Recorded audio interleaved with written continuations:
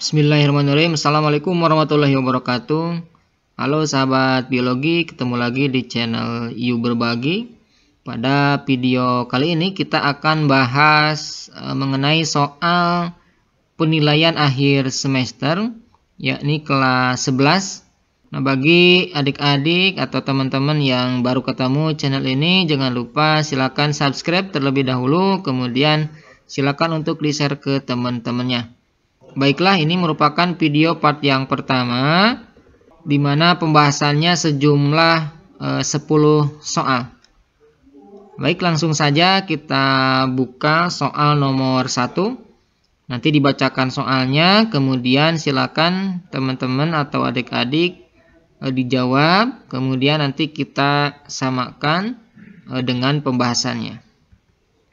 Soal yang pertama, berikut ini merupakan pernyataan tentang teori sel, kecuali A. Sel berasal dari sel sebelumnya, kemudian B. Sel-sel membentuk suatu kesatuan individu, C. Pertumbuhan inti sel penyebab pertumbuhan organisme, D.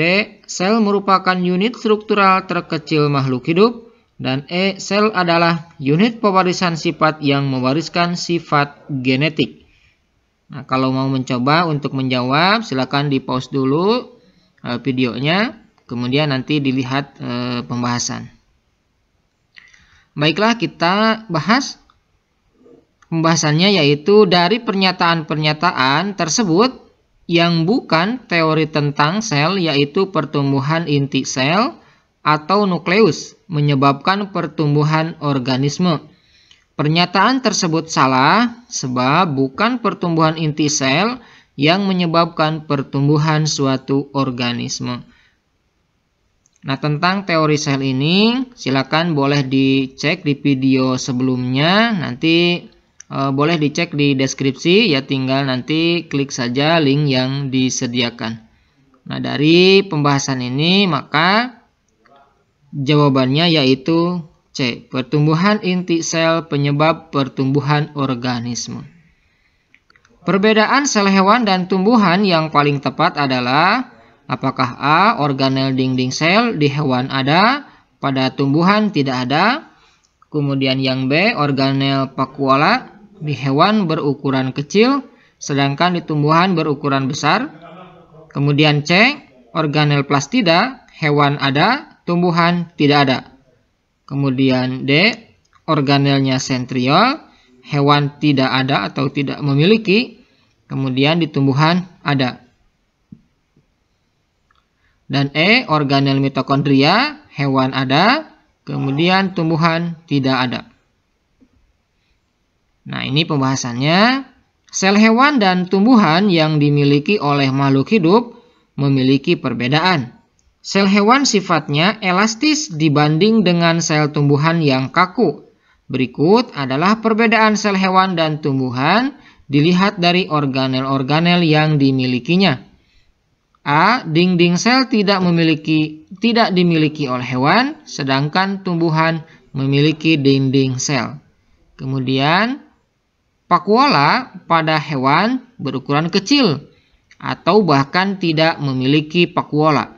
Sedangkan pada tumbuhan, vakuolanya lebih besar dibanding pada hewan.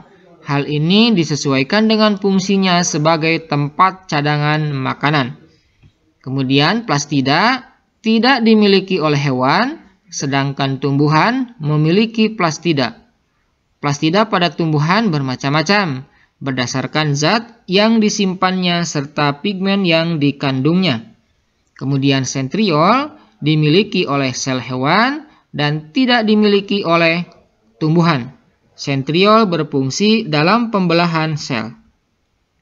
Kemudian mitokondria dimiliki oleh keduanya. Mitokondria ini berfungsi untuk respirasi sel untuk menghasilkan energi. Jadi jelas dari soal ini jawabannya adalah C. Plastida pada hewan ada, kemudian pada tumbuhan tidak ada. Nah, jadi jelas pada soal ini jawabannya adalah B, yaitu organel vakuola pada hewan berukuran kecil atau bahkan tidak ada, sedangkan pada tumbuhan berukuran lebih besar. Baiklah, kita lanjutkan soal nomor 3. Pertanyaannya, seorang siswa melakukan percobaan sebagai berikut. Kentang dikupas dan dipotong menjadi 3 bagian yang sama, lalu dimasukkan ke dalam gelas yang berisi air dan gula. Perlakuannya adalah gelas A diisi air, gelas B diisi air plus gula 1 sendok, dan gelas C diisi air gula 3 sendok. Percobaan tersebut untuk mengamati peristiwa apakah A. osmosis, B. plasmolisis, C. difusi, D. transport aktif, atau E. imbibisi. Pembahasannya cukup jelas bahwa percobaan yang dilakukan oleh siswa tersebut untuk mengamati peristiwa atau gejala osmosis pada kentang. Jadi jawabannya adalah A. Baiklah, kita lanjutkan soal nomor 4. Bagian sel yang bersifat selektif permeable adalah A. dinding sel, B. protoplasma, C. badan Golgi, D. selaput plasma, atau E. retikulum endoplasma.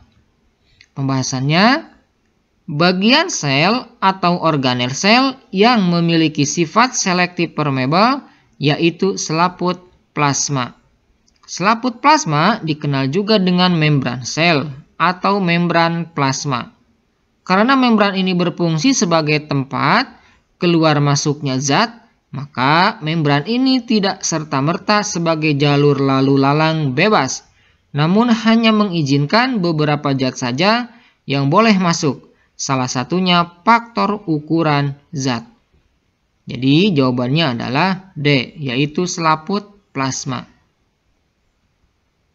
Soal nomor 5. Bagian tumbuhan yang bukan merupakan derivat epidermis kecuali apakah A. stomata, B. spina atau duri, C. sel kipas, D. kutikula, atau E. filamen.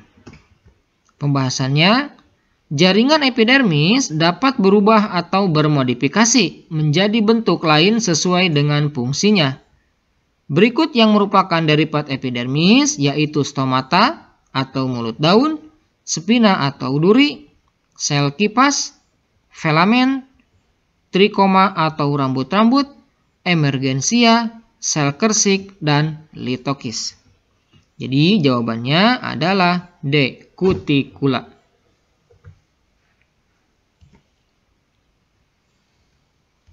Soal nomor 6. Perhatikan pernyataan yang berkaitan dengan stomata daun berikut. 1. Stomata berperan dalam pertukaran udara pada proses respirasi. 2. Stomata berfungsi untuk pertukaran udara. 3. Pada malam hari, stomata akan terbuka. 4. Jumlah stomata lebih banyak terdapat pada epidermis daun bagian bawah. 5. Stomata banyak terdapat pada tumbuhan yang tumbuh di daerah suhu tinggi atau panas. Pernyataan yang paling benar ditunjukkan oleh nomor A 1, 2, dan 3, B 1, 2, dan 4, C 1, 3, dan 5, D 2, 3, dan 4, E 3, 4, dan 5. Pembahasannya, berikut adalah sifat atau karakteristik dari stomata. Stomata berperan dalam proses pertukaran udara pada saat proses respirasi atau pernapasan. Stomata juga berperan dalam jalur penguapan air atau transpirasi. Stomata akan terbuka pada siang hari, sedangkan pada malam hari stomata akan menutup. Jumlah stomata pada tumbuhan yang hidup di suhu tinggi dengan rendah akan berbeda. Letak stomata lebih banyak terdapat pada epidermis daun bagian bawah. Berdasarkan pembahasan tersebut, maka jawabannya adalah B. 1, 2, dan 4.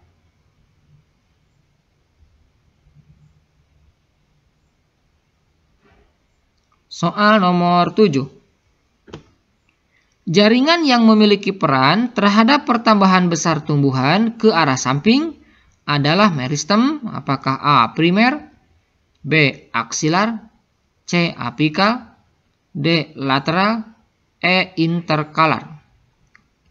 Pembahasannya, berdasarkan letaknya, jaringan meristem pada tumbuhan dibedakan menjadi 3, yaitu apikal, lateral, dan interkalar.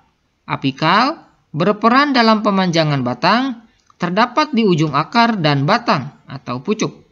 Lateral dinamakan juga meristem samping karena berperan dalam pembesaran batang, yaitu pertumbuhan ke arah samping. Interkalar merupakan meristem antara, terdapat pada tumbuhan beruas, misalnya tumbuhan rumput gajah. Maka jawabannya adalah D, yaitu meristem lateral. Kemudian soal nomor 8.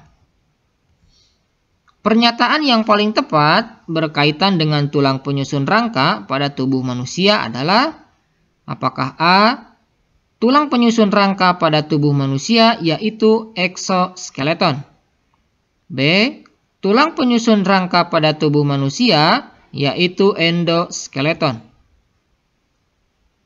C. tulang penyusun rangka berperan sebagai alat gerak aktif, D. tulang janin berjumlah lebih sedikit daripada orang dewasa, E. jumlah tulang laki-laki lebih sedikit daripada jumlah tulang pada wanita. Pembahasannya, pernyataan yang paling benar dari soal tersebut yaitu tulang penyusun rangka tubuh manusia yakni endoskeleton. Eksoskeleton biasanya penyusun rangka serangga. Tulang rangka berperan dalam pergerakan pasif, gerak aktif dilakukan oleh otot.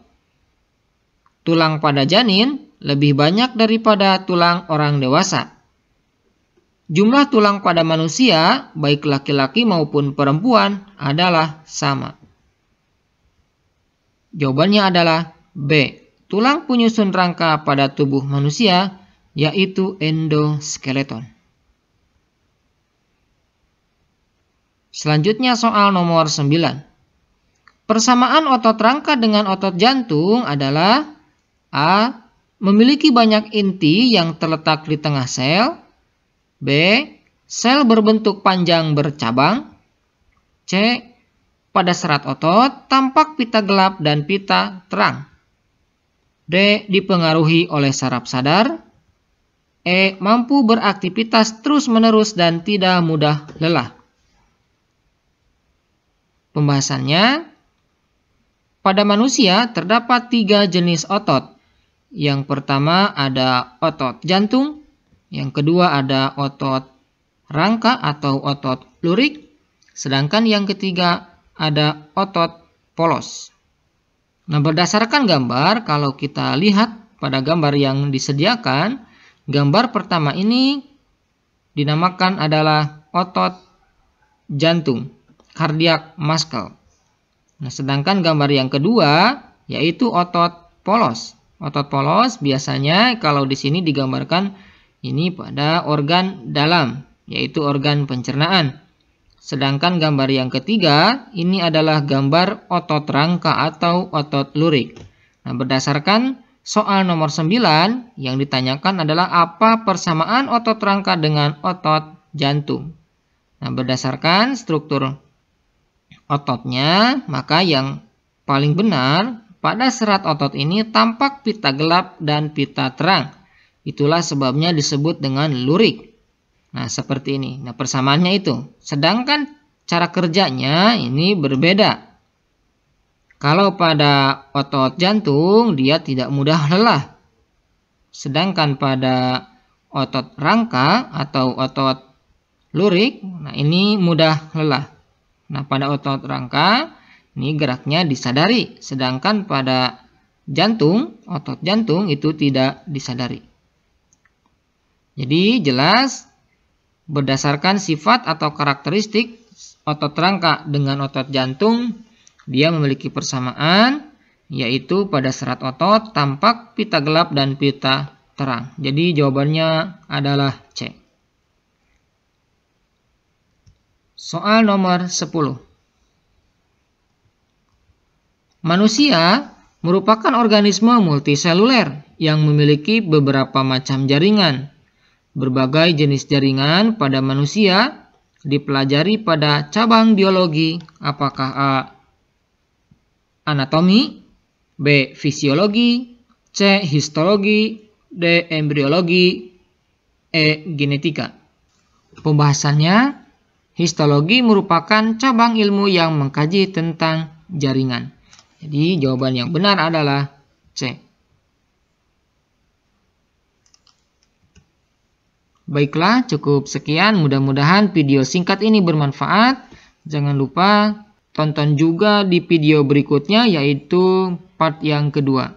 Terima kasih. Assalamualaikum warahmatullahi wabarakatuh.